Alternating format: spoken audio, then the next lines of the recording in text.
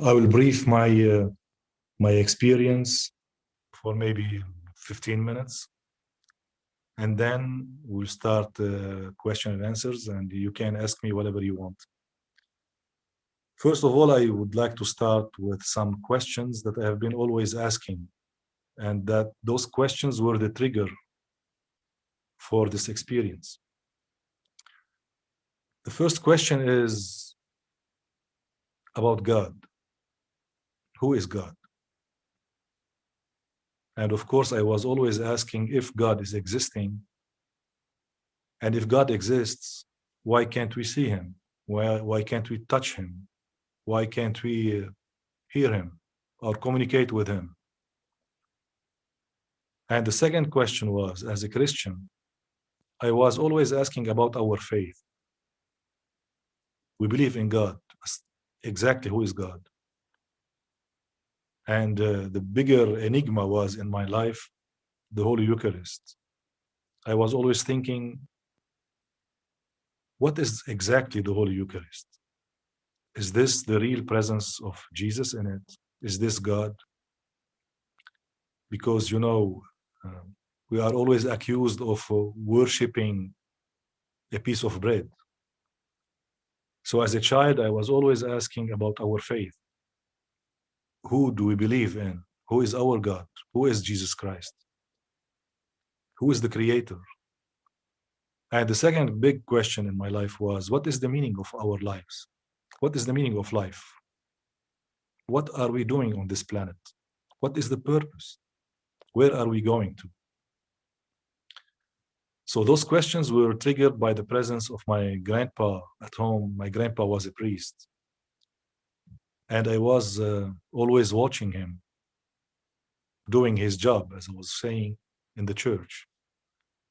Watching him celebrating the Holy Mass and taking this Eucharist, praying over it,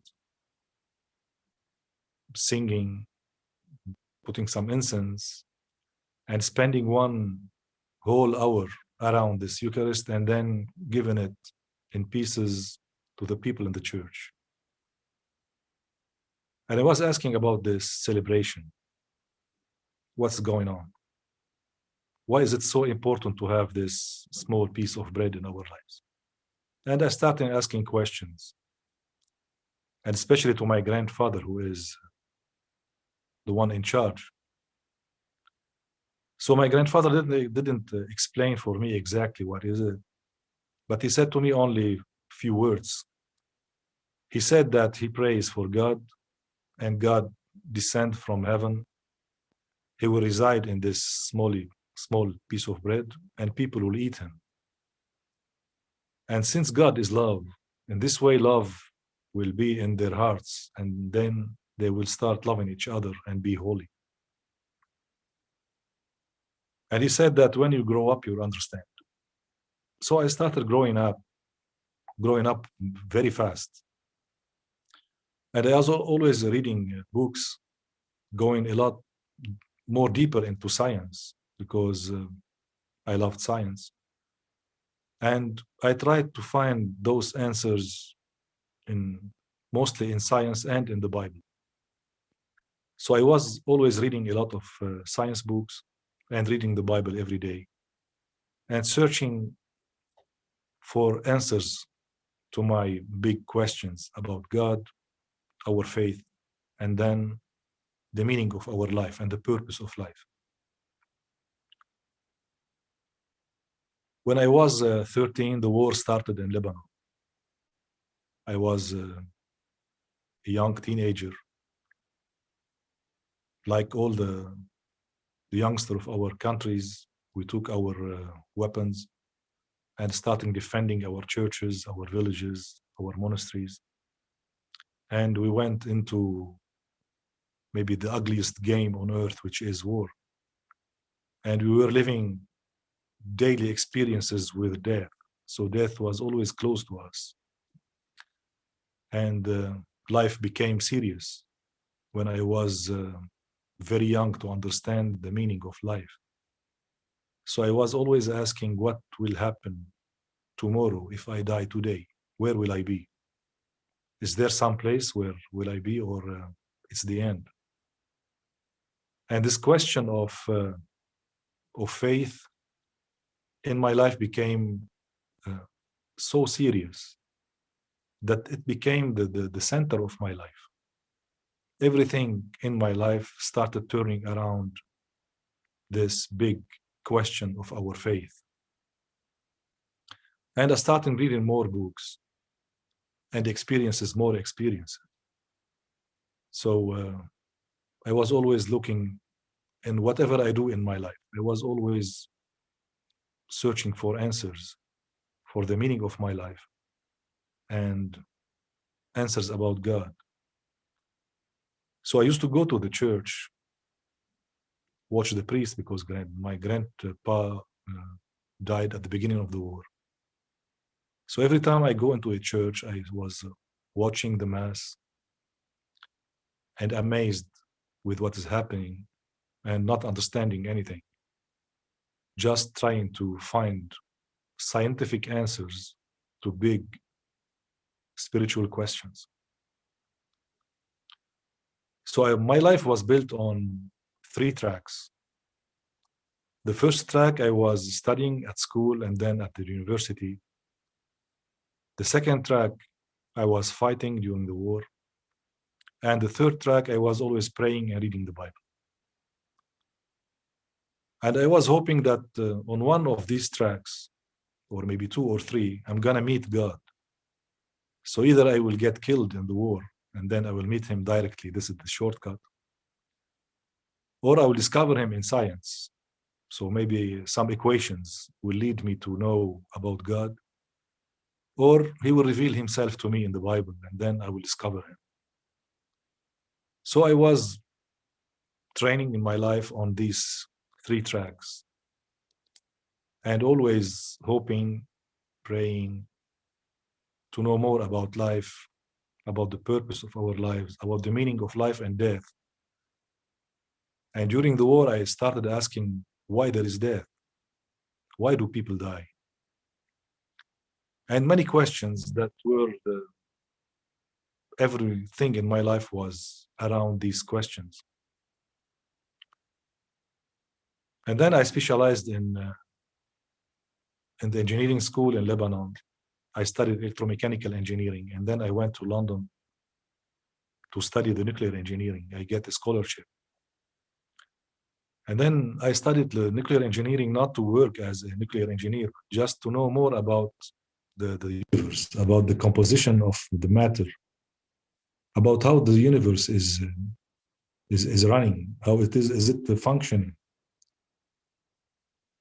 So I was always hoping to discover God in his creation, studying science and discovering God as a creator in the Bible, and living like every person. I got married, have 3 children. I was working during the days and then praying during the night. And one thing that I was doing permanently and continuously is going up to the mountains in Lebanon night and pray, having a kind of silence for us, just to be quiet, to read more, to pray, try to answers for my questions. And then I kept going on those 3 tracks till November 10th, 1994. I went up to Anaya in the night, and it was something very usual in my life. It was one of my customs to go up to Anaya almost every night during the year. I skipped always the period of time when there is a heavy snow in Lebanon. You know, Anaya is a very high mountain. It's 1,300 meters, which is around 4,000 feet, I think, above sea level. It's a very cold area. And during the winter, it's always covered with snow, ice. So during this period of time, which is from January to March, I go very seldom to Anaya, once or twice a week. But outside this period, which means from May to almost October of November, I used to go almost every day to Anaya, every night to pray and meditate and to read books, even science books, in the hermitage of Saint Charbel in Anaya. So in November 1994, I went on the 10th, like every night. I went to Anaya, to the hermitage of Saint Charbel, where I used to spend a few hours in reading and praying and meditating. What attracted me to Anaya is the story of Saint Charbel, the mystery of his life. Saint Charbel was a very extremely poor monk, and he was a hermit. You know, the hermit in Lebanon is a man who only prays and works in the fields. He sleeps only for 3 hours a day, eats only one meal which is composed of only a few herbs, some vegetables, and a small piece of bread. He prays 5 to 7 times a day, and he works in the fields in growing grapes and weeds and things like that. So their lives as hermits is a very tough life, but they look all happy. They have an amazing happiness in their faces and their eyes that we can see now in the hermits, the actual hermits in Lebanon who are in the Holy Valley. I guess that Saint Charbel was living this kind of joy and happiness in spite of all this tough life that he had in the hermitage. So it was extremely cold during winter, extremely hot during summer, hard work, prayers. He slept on the floor on a piece of cloth made of the hair of the goats, which is very spiky. And he put his head on a pillow of wood. So it's a very tough life to have. And he spent 23 years in the hermitage after 16 years in the monastery. And then he died, he was 70 years old. And after his death, uh, something very strange started happening in Hanai. So light started coming out of his tomb for a few months after he was buried, after his death. He died on the eve of Christmas, 1898. And then when he was put in the tomb, in the grave, his grave started giving a kind of light during the night. Excuse me. And after a few months of seeing this light around the grave of Saint Charbel, they decided to open the grave to see what's inside and what's giving out this mysterious light. They discovered that his body was still intact, was not corrupted after 4 months of his burial. So they took the body out. It was exactly like a sleeping man. So they changed his clothes because their clothes were totally spoiled and rotten. He was alive. His body was almost alive. He was sweating. A kind of sweat and blood was coming out of his body. So they took his body and put it in a box. And he kept on sweating like a living human being. And after month and month and month of cleaning his body, changing his clothes, they tried to, the monks then, they tried to treat his body to stop the sweating. So they cut his body, they took out his lungs, his stomach and his intestines. They emptied their body because they thought that it's full of water. So they wanted to empty it of the water. And then he kept sweating.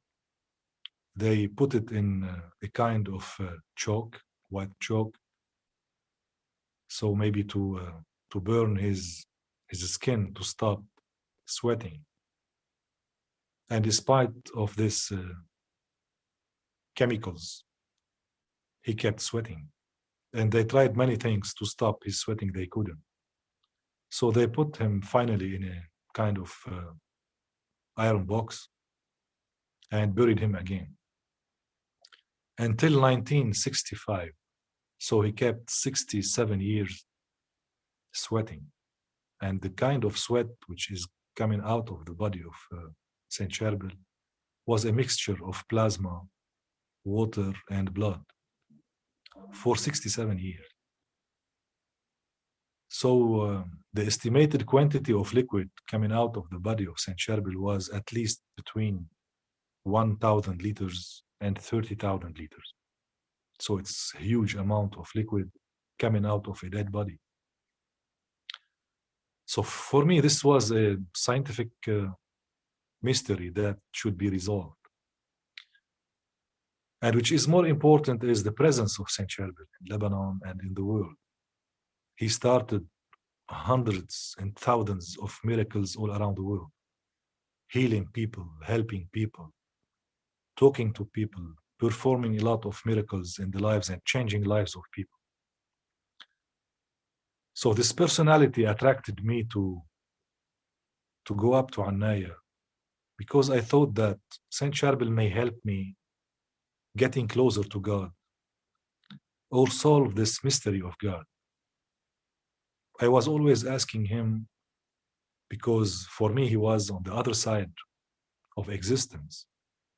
And I was always asking questions about the other side of existence. And I thought that Saint Charbel, since he is there, maybe he can give me some hints, some clues about God and how to find God, how to have a real relation with God. Real for me was something tangible, something scientific in equations.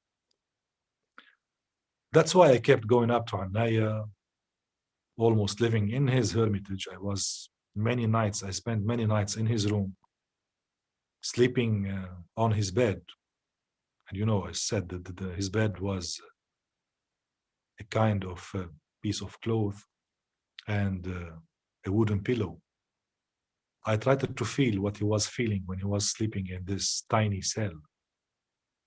And I was praying in the chapel where he used to pray, lived in his hermitage for a few hours every day, just to have the taste of God, the taste of heaven, or the taste of something that I'm longing for to taste or to touch. So I spent around 10 years going up to Anaya, praying, asking questions, looking for God, trying to get closer to him and getting maybe be closer to Saint Charbel to solve this the problem of my life, to know about God and about the meaning of life. So until November 10th, 1994, as I was saying, I went to Anaya after a long day of work, like every day. I arrived there up at 10:30. I parked my car close to the monastery and I walked up to the hermitage, which is around maybe half an hour walking. I did this every day. I parked my car at the monastery and I walked to the hermitage, singing and whistling, praying, until I arrived to the hermitage. Then I started praying. Sometimes I was praying inside the hermitage. Some other times, depending on the weather, I prayed outside the hermitage under the oak trees. So at that night, November 10th, I arrived to the hermitage maybe around, let's say, 11. And I started praying like every night. It was extremely cold night because it's November in Anaya. It's very cold. So I knelt down on my knees. I lit up 5 candles. I lit the candles in front of me and I started reading the Bible on the light of the candles. And suddenly I started feeling warm because a warm breeze. I felt a warm breeze starting blowing around me. That made me feel a bit warmer than usual, because usually it was cold. And then I was thinking about the cause of this warmth in Hanaya, about this warm breeze. And while I was thinking, this breeze was transformed to a hot, strong wind. So in a few minutes, I was in the middle of a wind blowing all around me. It was extremely hot and strong, that was shaking everything around me. So the trees were shaking, the sand was flying, everything around me was flying and shaking. The leaves of some trees were swirling around me. Everything was moving and I felt very hot. I took off my pullover, my shirt, and I was sweating. And I looked around me, it was really something mysterious. Strong, hot wind in November in Hanaya. And what shocked me more is when I looked at the candles and I saw that the flames of the candles were not moving. So the flame of the candles were frozen like electrical bulbs. So I looked around me and I was hearing the wind blowing and I was feeling the wind moving and shaking everything around me. But this strong and hot wind couldn't move the flames of the candles. So I thought that maybe I have a high fever, and this high fever is affecting the neurons of my brain, and I'm hallucinating. But I was feeling good. I wasn't feeling any fever. So I decided to touch the flames of the candles. I took the decision to stretch out my hand, touch the flames to see if I am hallucinating, if the flames are really frozen, or if something strange is happening. So the last thing I remember is that I was kneeling on my knees. I was on my knees, crossing my fingers, looking at the candles. And before I moved my hand to touch the flames, I was like transported to another world. So I stopped feeling my body. All my senses stopped. I couldn't feel if I am standing up or kneeling down. I was not feeling neither warm, neither cold. I lost the feeling of my body. I stopped hearing anything. It was totally quiet. There was a lot of sounds around me, the sound of the wind, the sounds of the night, uh, cars, which were very far, but I was hearing the noises. And then everything stopped. So it was a total, absolute calm. And then I was like in the middle of a huge, powerful light. And I always name it, I give it a name of light, but it's not a light. It's not the light that we know. It's a kind of light like which is much more powerful than the sun. Maybe it is like billions of suns. I always say that even the sun, if you put it in this light, it will look like a small candle. It's a huge, powerful light, but it was not hot. It was not burning.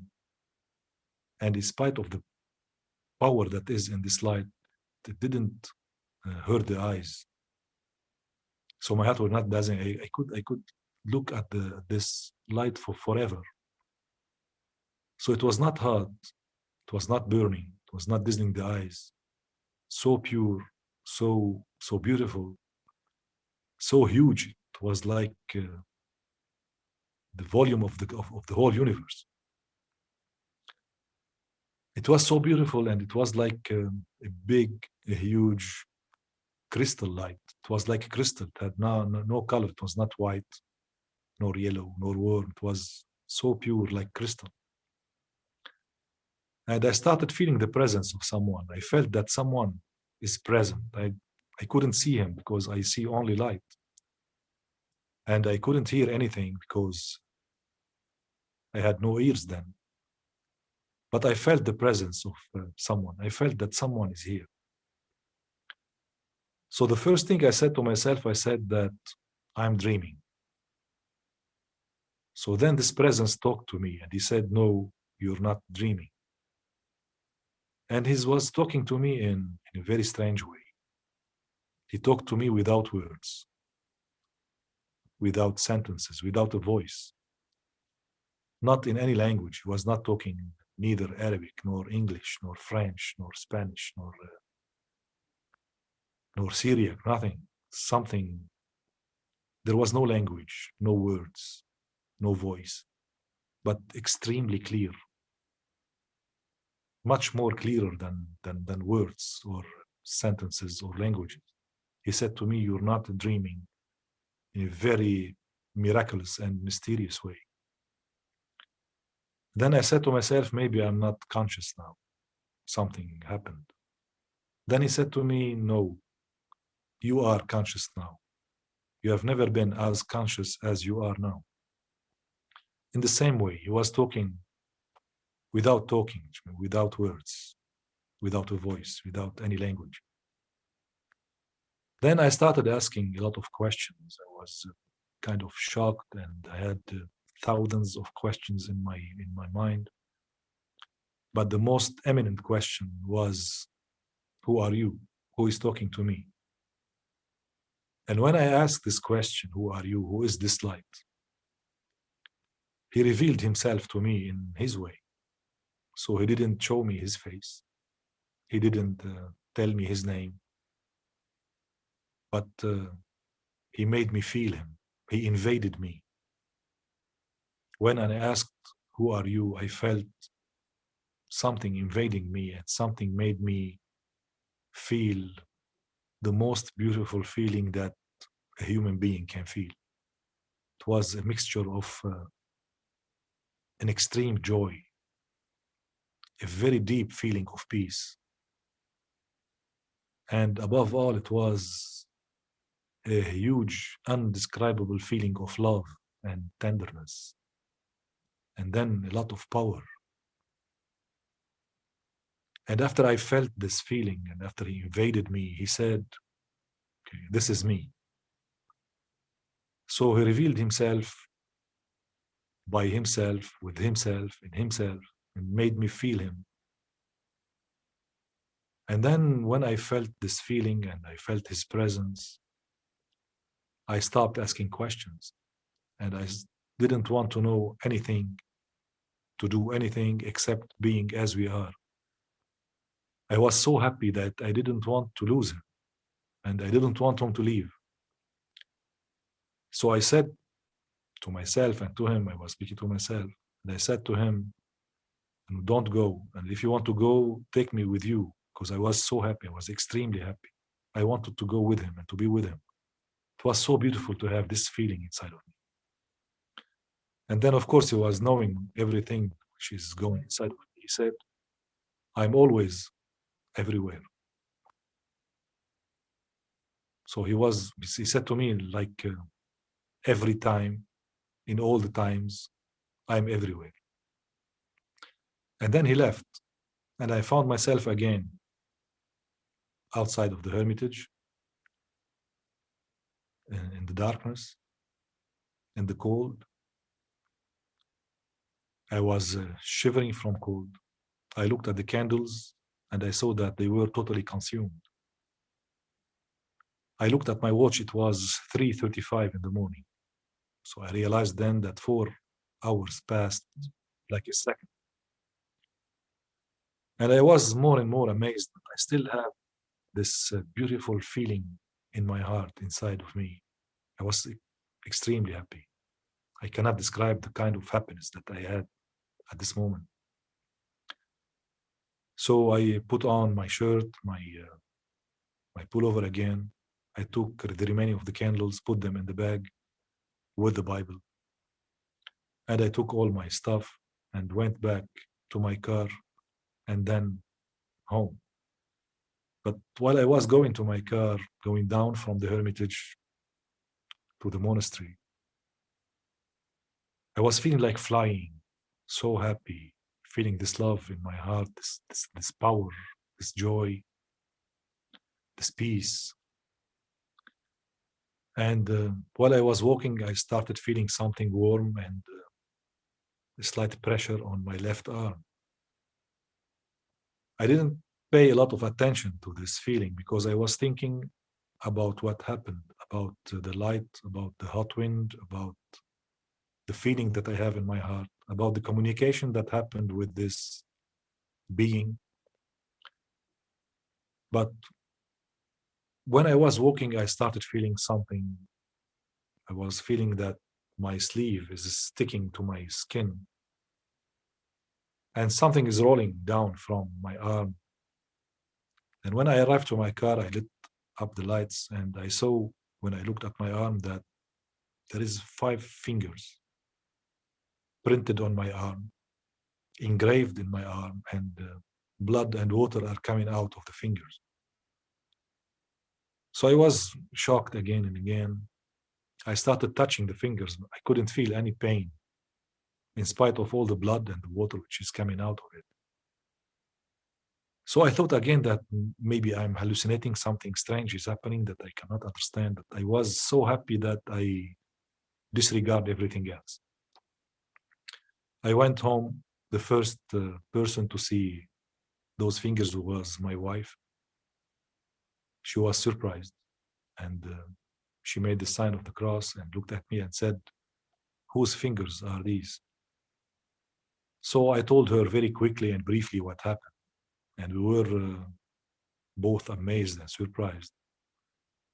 So I spent 2 to 3 days at home first before talking to anyone. And then I went to the Bishop of Beirut and then to the superior of the monastery of St. Charbel and Annaya. I talked to them. And then they sent me to the Bishop of Sharbel, where the monastery of St. Charbel is. He is now the actual patriarch of the Maronites. And from this moment, everything in my life changed. I was totally a new person. Everything changed. So I left almost everything. I left my work. I left all my social, political activities. And I decided to dedicate my life to this light, to this being. And then we started the family of St. Charbel in Annaya, started coming up to Annaya every Friday to have Bible studies and then Mass and then procession, reciting the Rosary. And I joined Tele Lumière, Nursat, which is the Catholic TV station in Lebanon. I joined the station and I worked there. It was my job. So I started spending my days praying, working in Tele Lumière, in programming, in directing this station, because I was convinced that I will dedicate all my life just to witness to Jesus Christ, to make everyone around the world know him, to give him, to proclaim the good news, to tell the whole world about Jesus, about his love, about the salvation, about his teachings. And I was totally dedicated for this. So what I'm doing now is the same thing since I started 26 years ago, working in Tele Lumière, the family of St. Charbel, which is spreading now in Lebanon and outside Lebanon. We are now in several countries, in the States, in Europe, in Africa, in Kuwait and Qatar, in Jordan, in the Arabic countries, and then in Australia, in Europe, in France, in United Kingdom. And the purpose, the goals of the family of Saint Charbel is to convey the message of Saint Charbel, which are concentrated around 2 things. Saint Charbel wants us to go back to our Christian roots, to be authentic in our beliefs and our faith. and to be real disciples to Jesus Christ, to be real witnesses for him in this world. And he said that we need two things to be real disciples and witnesses. These things are the Word of God, the Bible, and the Holy Eucharist, which is the real body of Christ. So he is inviting everyone around the world to read the Bible, to live by the Bible. And I always say that we have to eat and chew the Word of God, so that the Word of God be a part of our minds, to be residing in our minds, to be in all the details of our lives. And then to have the Holy Eucharist, which is the presence of God in our lives, in our minds, in our hearts, to give us the power to be witnesses, give us the power to be disciples to Jesus, to proclaim the good news, to go in the world and preach. And we, Christian Lebanese here in Lebanon, we have a holy mission, a very high, sublime mission, because we are now around 1 million Christian in the Middle East, in a big ocean of Muslims. We are living in the middle of the Islamic world and on the border of the Jewish state of the Jews. We are surrounded by 300 Muslims and 7 to 8 Jews.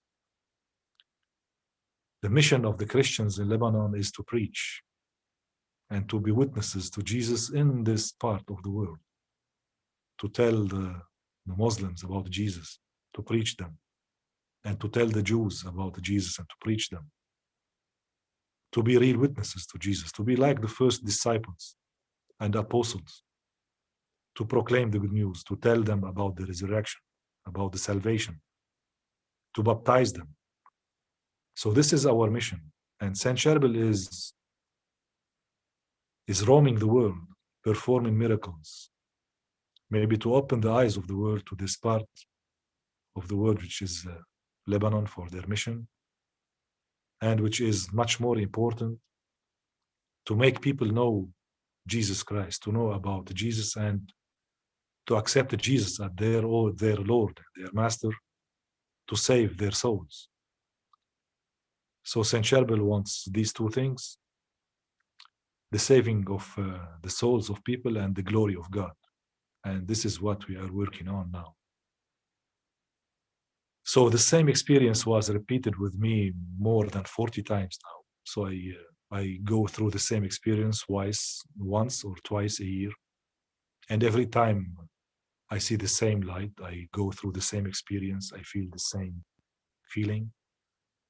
And I receive a kind of enlightenment to know more about our missions at the family of Saint Charbel, and as Christians, to be witnessing more and more for Jesus in the world. And I'm spending all my time in Lebanon and around the world. I was always traveling, except last year, 2020, I spent it all in Lebanon because we cannot travel due to COVID-19. I hope that soon I will be resuming my travels around the world and to visit the States again and again, to see my brother Hassan and spend some days with the brothers there. So in brief, this is my story. We are continuing to spread the good news, to invite people to know Jesus, to get into relation with him, to save their souls, to go back to our genuine roots as Christians, to embrace our faith, to know more the Word of God and the Bible, to have more often this Holy Eucharist in our lives, to eat the body of Christ, and at the end to be holy, to become saints, as Saint Sharbel became a saint, because this is the invitation that we have. We are all invited to the kingdom of God. We are all invited to be saints like Saint Sharbel. And this is his call.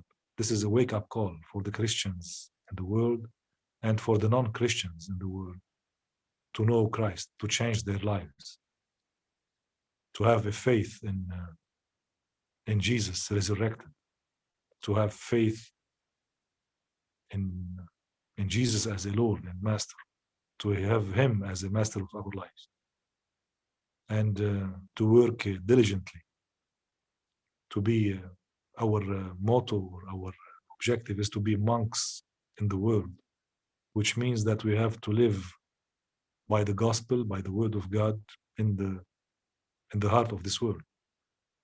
He's not inviting us to go all to the monasteries and hermitages to have the same life that he had, but to be holy and saints in the places where we are, in our works, in our families, in our businesses, in our entertainments, wherever we go, to have a holy attitude, to have a holy way of living, to live as real Christians, and in whatever we do, to be witnesses for Jesus Christ in our lives. So in brief, this is my story. It took 40 minutes. So now I'm all yours. You can ask me the questions that you want, any kind of questions. Children were 5 years old, 6 years, 3 years, and 1 year. So they were so young, so kids, so small. So they grew up with this experience. My wife was a religious wife. She was practicing her faith, and I continued my life as a father, going to work in the morning, coming in the afternoon, taking care of my kids, studying with them, teaching them, playing with them. On the weekends, taking them out. I was the very normal father, very, very normal father. But what changed is our daily prayers. They saw that we have a change in our lives as how we behave with others.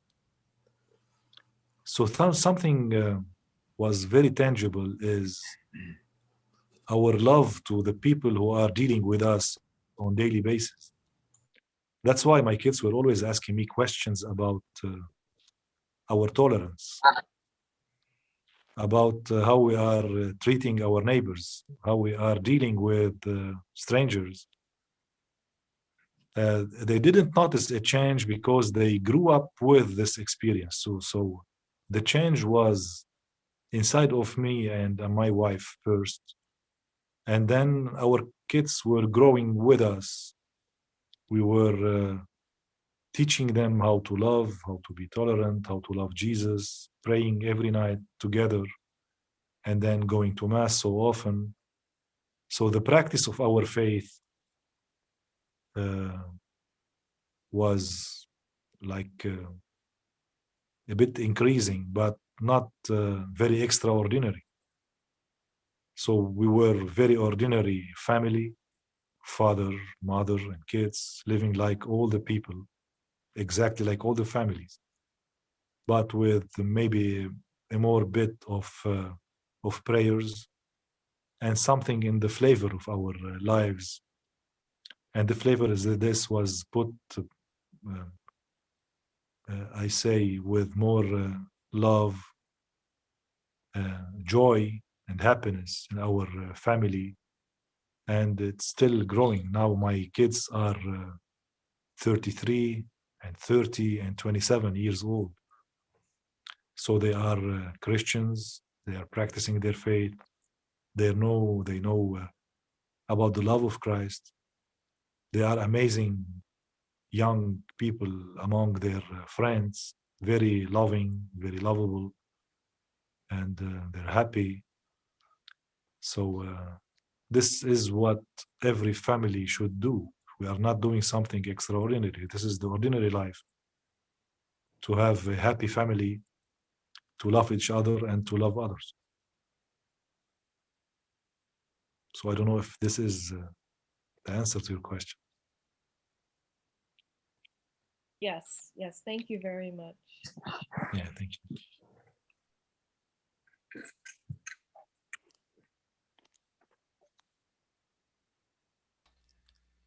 I have a question. Yes.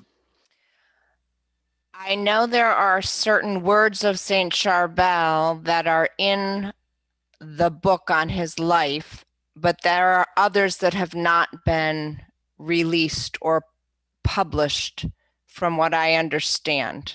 Is that correct? Yes, it's correct.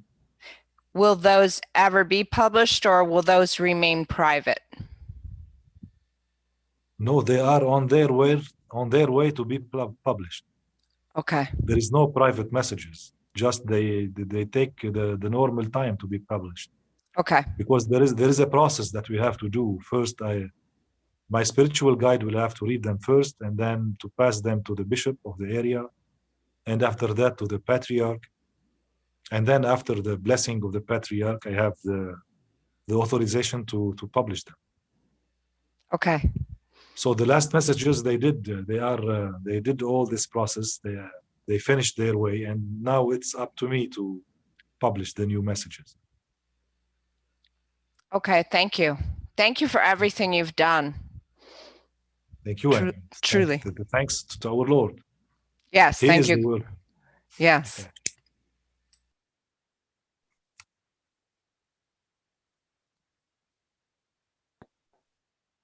Okay. Other questions? I have a question. Yeah. My name is Mary, and Mr. Nader, or Raymond Nader, when you were taking care of your family, when did you have time to pray? You said you prayed at night. So when did you sleep?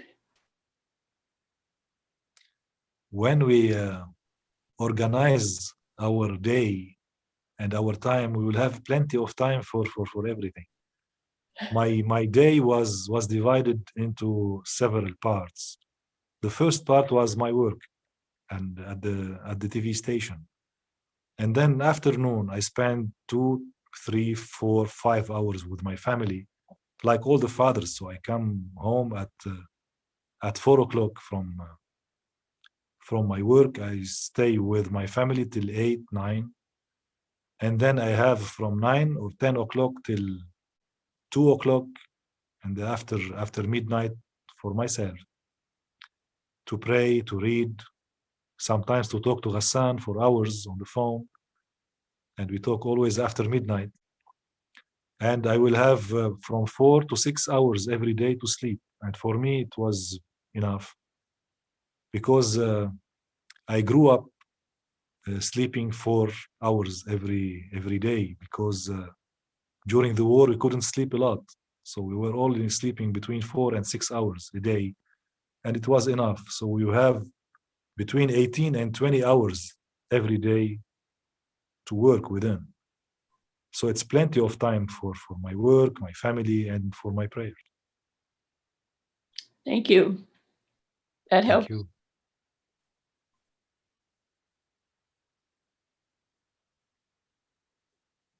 Yes. First of all, I want to say thank you for doing what you're doing. And first of all, I'll say that I'm actually related to Sharbel Makhlouf. My great-great-grandmother, Sadie Makhlouf, was his great niece. So I've been doing family tree research on that. So I'm trying to find out directly how she's related to him that way. The question I have, do you still have that print on your arm? Yes. Yes, I still have it on my arm. Oh, wow. That's great. Yeah. Thank you. Thank you.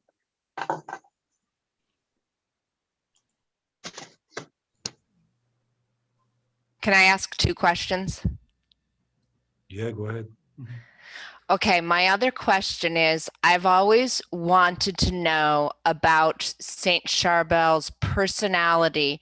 It seems like even though he did not speak much, he had a good wit, a good sense of humor on very few occasions. I was curious if you have experienced the feeling of his personality when he has delivered words to you. Do you ever feel different parts of his personality? Yes, of course. I'm not pretending that he is my best friend, but I have a good relation with him, so I can feel his spirit.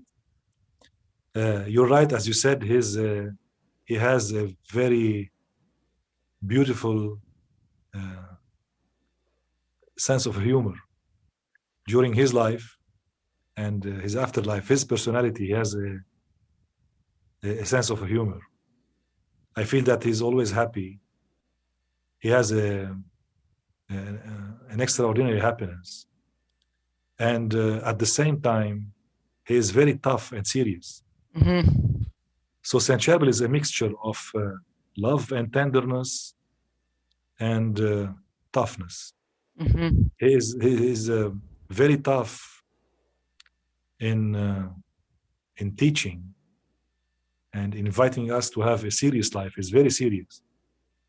And at the same time, he has a beautiful sense of humor. So it was during his lifetime, all his answers were always full of humor to all the questions that people are asking him. And even now, in his messages, you can feel his sense of humor with the words that he is using to forward the message.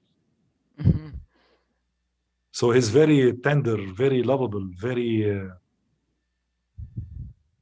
had a lot of love in his heart, and at the same time, he is very serious and tough. So a lot of tenderness and seriousness at the same time. Thank you. That's kind of what I was picturing and thinking, and I love that. I love the mixture of the two. Some of the things that I've read are funny that he's actually said to people. I think there was a story about somebody calling him crazy, and then he showed up and spoke with a man that afternoon and said, "Did you just call me crazy this morning?" Yeah, yeah, I know. It's very funny. Yeah, Oh, he has a lot of stories. Yeah, thank you. Okay. thank you. You had two questions. Good question. That was my second question. So I won't ask any more. I could ask you all day long questions. I'll be quiet now, though. Okay. I have a question. Yeah. Please excuse my ignorance, Raymond. I'm just I'm not certain about this. When you were in that light, I had thought that you were implying that that was God, that you were in the presence of God. But these messages are coming from Saint Charbel. Would you clarify this? I'm confused. Please. Yeah, first of all, it's not an ignorant question. So you forgive my ignorance. I consider that this light for me is the light of God. And I always say that I experience this presence of the light of God. But the messages were from a person who experienced our poor life. Because in some of the experiences, I saw the face of Saint Charbel talking to me. So it was like in the presence of God, in the presence of this holy light, Saint Charbel was talking to me. So it was not only the presence of God and the light, and it was not only the presence of Saint Charbel. I consider that I experienced this light as the presence of God, but the messages are from Saint Charbel. Thank you. Is Is this- this the way it continues now with the messages Yes, you're sir. receiving?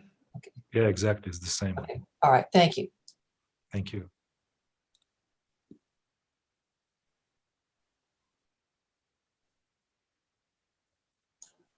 I'm going to ask something else. Good. There are people I know that are very deep in their faith, and they are interested in Saint Charbel. They really do need to hear testimony. And is there any way that this testimony could be shared with others so that because they're doing a great deal already, and I know they're very interested in growing in that holiness. So I can see them coming on board with this. So I just would like a way to share your testimony with them and to get with the message you're receiving, for myself and for others. Margaret, I'm going to post it online, and I will send the link to all of you later, and you can share the link. Okay, thank you. Okay. And I think that my first testimony that I did in 1996 is already on YouTube, and It is posted on our YouTube channel also. yeah, and it's translated to English, right? Yeah, I'm it's speaking in Arabic, but there's a subtitle. subtitle in English. Right.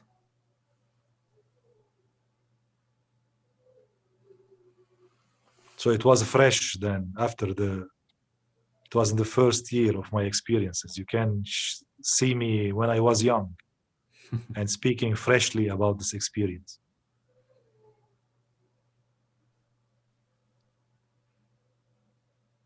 I have one more question. Yes. Mr. Nader, I read the book, the large book about Saint Charbel, and in the back where it talks about these wonderful messages, it wasn't clear to me if that was God or if that was Saint Charbel, because it didn't really. I don't believe it said these messages are from Saint Charbel, but I was told that they were. I'm just wondering in the back of the book if those messages are from Saint Charbel, or were they messages from the Lord? It No, the depends. messages are from Saint Charbel. I already Yeah. answered this same question. Okay. They are from Saint Charbel, from the environment of Saint Charbel. Even the technical words that we use here in Lebanon in our daily life are coming from him, because he's using the same words that we use every day here in Lebanon. The same dialect, the same. Okay. Yeah, she's referring to the book. So, but I think in the book, it's mentioned at the beginning of the addendum, they mention what happened with Raymond, and they say that these are the messages that Saint Charbel gave to Raymond. I think at the beginning they mentioned that. Okay. But then in the messages, it's a list of 16 messages. But I think it's mentioned.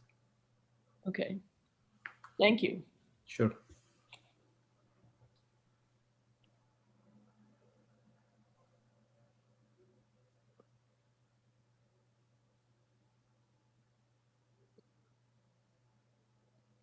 Any other questions? Hi, Raymond. This is Gabriel. Yes, Gabriel.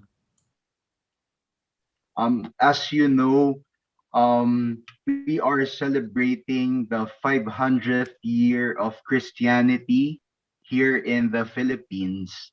Saint Charbel came to us Filipinos mostly through our overseas Filipino workers who have experienced working in Lebanon and eventually getting to know Saint Charbel.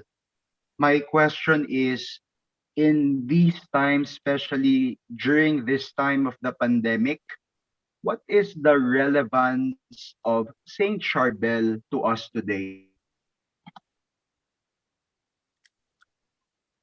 Okay, thank you for the question, Gab. Thank you. I'm so happy to see you after years of communicating through the Facebook. The message of Saint Charbel is almost always the same during pandemics or outside the pandemics. Saint Charbel is, as I said first, is sending us a wake-up call, because we all know that humanity now is drifting, is going astray, or is going far from God. And Saint Charbel want them back to God, want them back to Jesus, to the true faith.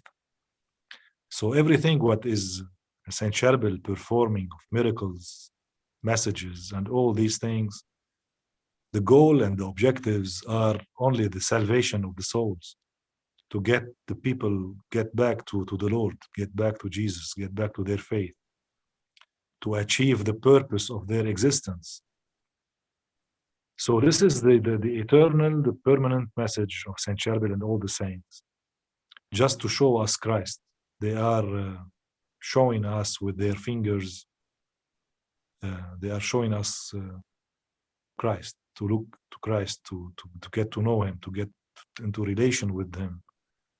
And you know that people usually look at God when they are in distress much more than when they are happy and enjoying lives.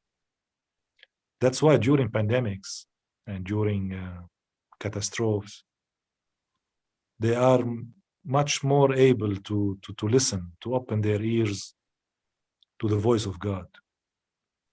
That's why during this pandemic now, since 1 year and a half, people are listening more to the voice of God. They are listening more to the voice of Saint Charbel, to all the saints, because they discovered how weak the human being is. And because, you know, in the last century, this huge development in the technology, in science, in artificial intelligence, in electronics, human beings thought they are so powerful. They can control everything. They can control the world. They can control their lives. But they discovered lately with this COVID-19 pandemic that the human being is very weak. They are controlling absolutely nothing. Just a small virus that we cannot see shut down the whole world.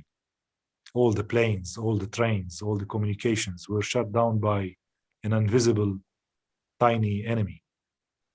So humanity now are discovering how weak they are, and they are discovering how small they are, and they are looking now really for other meanings for their lives. So now that the time is much more better to preach and to talk about Jesus, to think deeply about the meaning of our lives, and to know that God is the Lord, that Jesus is the Lord, and not the human being, which is so poor and so weak and so small. So the message of Saint Charbel during the pandemic is much more heard now by people, but it's always the same. Go to Jesus. This is the message of Saint Charbel. Today, tomorrow, and forever, during pandemics and out of pandemics. Go to Jesus.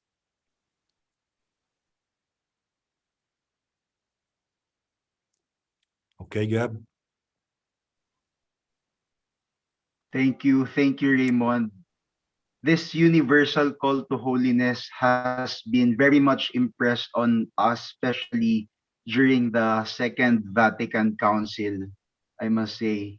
And you know, there's this document by our Philippine bishops um, on the Plenary Council of the Philippines, which states we Filipinos, many of us are sacramentalized, but not evangelized.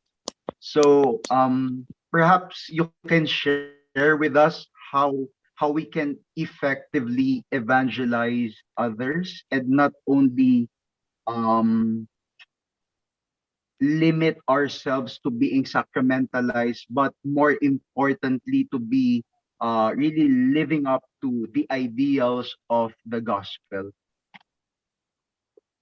Yes, this is very important, Gabriel. What you're talking about is our daily talk now, especially here in Lebanon. You know, we Catholic are always trying to live our faith through the sacraments, as you said, and to sanctify our lives and to become holy ourselves. But for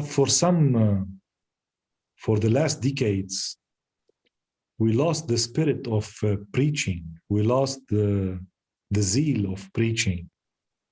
We disregard this part of our faith, of our mission.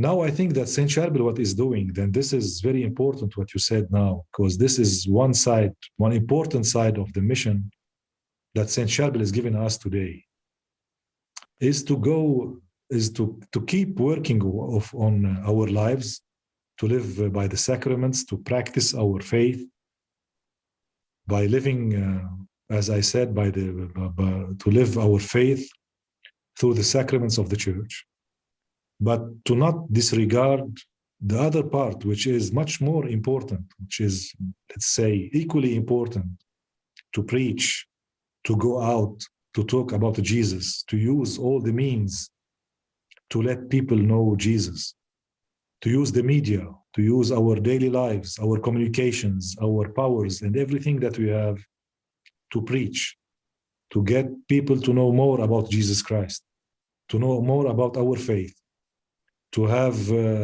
calls, videos, publishers, flyers, to talk about Jesus every day, every night, to have it as a part of our lives. We are all invited to preach, to talk about Jesus, to spread the good news, not only to live by the sacraments in our churches. It's very important, our holiness, and to be always with Jesus and to live by the sacraments. It's extremely important. Yes, sure. But which is more important, and I say which is equally important, let's say, to get more people to know Jesus, to baptize, to teach. Jesus gave us a command. It's a command and a commandment to go out in the world and to preach and to baptize people. We should not disregard this. So here in Lebanon and around us, we are struggling every day to preach, to let people know more about Jesus. This is the main mission of our TV station here in Lebanon, Tele Lumiere and Nursa, which I'm part of it. Our daily work is to let more people, and especially the Arabic-speaking people, know more about Jesus Christ, to know about Jesus, about the saints, about our faith. And I guess that God is doing a lot through these means. And we have to be good instruments in his hand, instruments of preaching, instruments of his love, of his peace, wherever we go. So we have to regain this spirit of preachers, of apostles, of disciples, to preach and tell people about Jesus every day in whatever we do, when we eat and when we drink and when we walk and when we work, and all the details of our lives should be a kind of preaching to the people around us. This is very important in our lives, and especially for the Catholics. You know that the Protestant churches are much more powerful than us in preaching. They are always preaching, having lectures, gatherings, talking about Jesus, using all the means to spread the word of Jesus, to make people know more about Jesus. The Protestants, they took this side of preaching and they let down the sacraments and the other side. No, we did, at the Catholics, we did the opposite. Now we have to do both, the sacraments and the preaching. So we have to live holy lives by the sacraments and to preach, to use all the means, all the necessary means, and all the means that we have to get more people to get baptized and to know Jesus. And this is very important in this century, and especially in this period of time. So thank you for your question, Gab, because this is the main issue that we have now. And we are talking about this every day, especially here in Lebanon, because this is our main mission as Christian, Lebanese, Arabic-speaking Christians, to talk to the Arabic-speaking world about Jesus. Thank you, Raymond. Salamat. Thank you, Gab. Salamat for you. I have one more quick comment. Yeah. For those of us that have raised our children in the faith and they have lost their way and they don't want to hear any more about the church or Jesus right now, is our best way of handling that to pray for their conversion and to just love them without bringing up Jesus when they don't want to hear it right now. They don't want to hear about him anymore. No more rosaries. Don't tell me about the healing masses. They don't want to hear it at this time. Yeah, the best thing to do is to behave as good Christians in front of them. So they have to see Jesus. If we can make them see Jesus in us without talking about him and using words, this is much better than talking to them and have some issues with them and some discussions that will need to more of the times to nowhere. So the best thing to do in front of our youth today, first is to pray for them and to let them see Jesus in our behaviors, in our words, in our way of life, in our love, in our service, in our sacrifices. Let them see Jesus in us without talking about Jesus. And I'm sure that with time, in the specific time that God will choose, he will call them and they will hear. Okay, great. So the most important thing that I saw in my parents, they never talked to me about Jesus when I became a teenager and then after that an adult. They stopped talking to me about Jesus, telling me to go to pray or to go to church and to do this or to do that.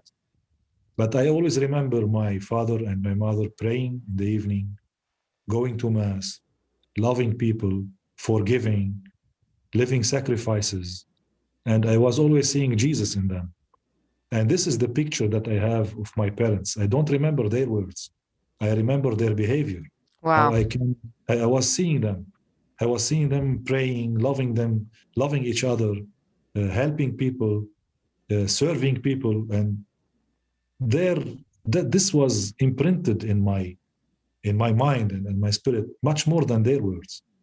Now, what our kids need now in this period of time, they have to see Jesus in us, in our tenderness, in our love, in our sacrifice, in our special way of behaving in a very evil world.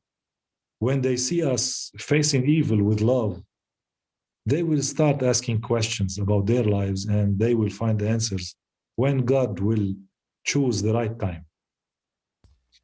Okay, great. Thank you. Thank you.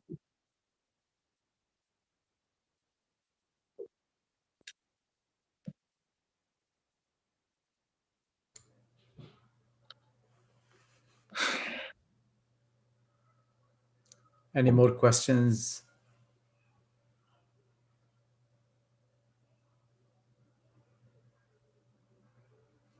It seems we're done. Okay. Any final I would word? like to thank you so much. Thank I really you. thank you. I thank you because you allowed me to have this beautiful evening with you.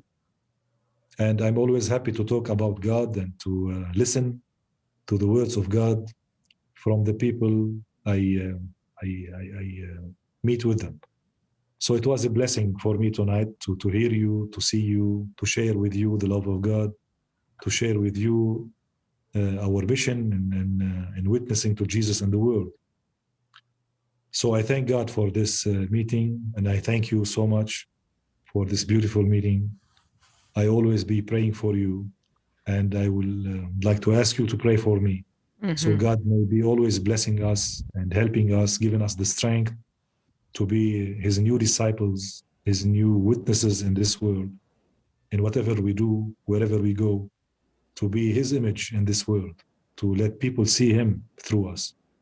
So thank you so much. I'm looking forward maybe to more meetings, to more talks, to have you more and more, whenever the time will allow us, and Ghassan will allow us as well. And I'm looking forward to see you maybe one day in the US, or maybe one day you come to visit this holy land of Lebanon, not of course during this tough period where we are living now, but maybe one day, and I hope very soon, to have some peaceful period where we can receive you again and again in this holy land of Lebanon. So thank you so much. Thank you. Thank you. Thank you. Allah ma'ak. Thank you, Raymond. Thank you so Thank much. you Thank all. you. God bless you.